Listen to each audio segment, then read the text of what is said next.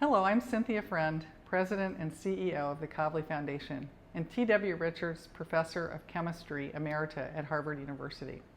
I'm sorry I can't be with you in person today, but I'm very proud and pleased that the Kavli Foundation is able to support this incredibly important event. Before I begin, I want to start with acknowledgement of all the people who made this event a reality. I'd like to thank Marcia McNutt, Ryan Dahlberg, and Sarah Ravito, and all of the Academy's staff for their hard work on this effort. And I'd specifically like to thank Marcia McNutt, our president, for her thought leadership and for her leadership overall of the National Academy. We further appreciate the leadership for the National Academies of Science and Engineering and Medicine organizations, including the Board on Higher Education and GWIPR, the Government, University, Industry, Philanthropy, Research Roundtable. And finally, I wanted to acknowledge and thank Brooke Smith, who's a Director of Science and Society at the Kavli Foundation, who has worked with me directly and who has been the interface with the National Academy. So her leadership has been very, very important. And of course, we're all indebted to the committee who's responsible for developing the content and the plan for this important event, and for all the speakers, panelists, and of course, even all the participants who have come together today. Thank you for devoting your time to this effort. As many of you know, the Kavli Foundation is an unwavering and stalwart supporter of basic scientific research. We support basic research in 4 fields: astrophysics, nanoscience, neuroscience, and theoretical physics. Basic research feeds humankind's natural curiosity and wonder about the natural world, while also providing the starting point for opportunities and breakthroughs for future innovations that can have a major impact on our world. So many inventions that we take for granted today are based on basic scientific research from the past, the cell phone that you have in your pocket being one example. Basic science, of course, depends on a strong workforce built mainly on graduate students and postdoctoral trainees. Thus, the effectiveness and health of the scientific enterprise is central to the mission of the Kavli Foundation. This meeting comes at a pivotal time for U.S. science. Our expectations, assumptions, and aspirations about the scientific enterprise are completely different than they were a year ago. In fact, even different than just a few months ago. Workforce development, meaning STEM graduate education and postdoctoral career development, truly require reimagination. As an educator, mentor, and scientific leader, I recognized signs that change was afoot when I was still directing my research group at Harvard. Expectations and needs of early career researchers, really the future of the scientific enterprise, were shifting, especially so during the pandemic. In the summer of 2024, the Kavli Foundation, led by Brooke Smith and her team, engaged with the National Academies to discuss some of the challenges that we had identified.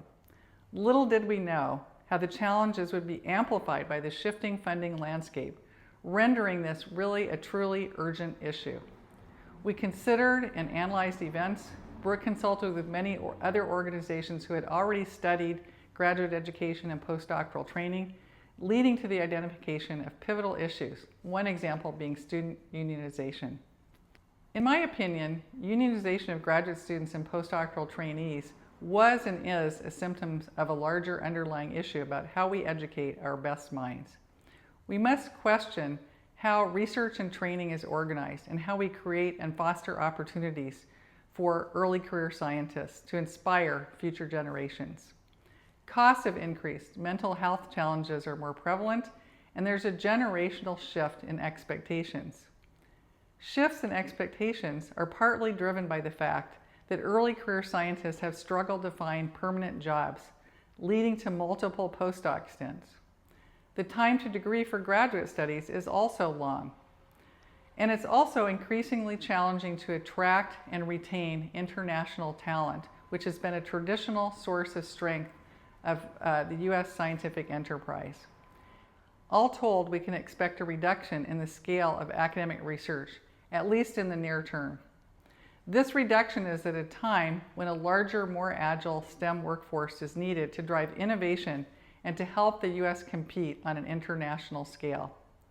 exciting new developments in a number of fields, including AI, quantum science and engineering, astrophysics, and the medical sciences, to name but a few, all require a substantial but also a flexible workforce, not only at the graduate student and postdoc level, which is of course the subject of this summit, but in my opinion, also for high school and college graduates who contribute to the technical workforce.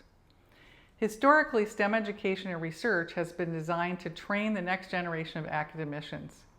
So training is highly specialized, and it's typically done by a single advisor in a very large research group. The reality is that there are very few opportunities in academics. While there's considerable need and much exciting work to be done in industry, in national security, and related areas. But at the same time, the pace of change in science and engineering is ever accelerating, and it necessitates a different approach to training, one that enables intellectual agility, which is really the ability to learn and work across disciplines. Now, in the summer of 2025, the landscape has further changed through significant disruptions to the scientific enterprise, drastic reductions in funding, and more. The challenge, in my opinion, is twofold. First, how do we as a community adjust to these disruptions, possibly even use them to make improvements in our approach to training and inspiring early career scientists? Secondly, how can we shape a new paradigm for STEM graduate student and postdoctoral training that builds on a more robust structure that responds to the needs and disruptions of today, but also tomorrow? The challenges and pressures on the scientific community today are extreme. We have an urgent opportunity to reimagine the future and to identify mechanisms to accelerate change so that the U.S. scientific community can support and foster remarkable talent in the STEM workforce. Thank you all again for participating in this critical summit. I look forward to the outcome and to seeing your imagination translated into a new reality. Thank you.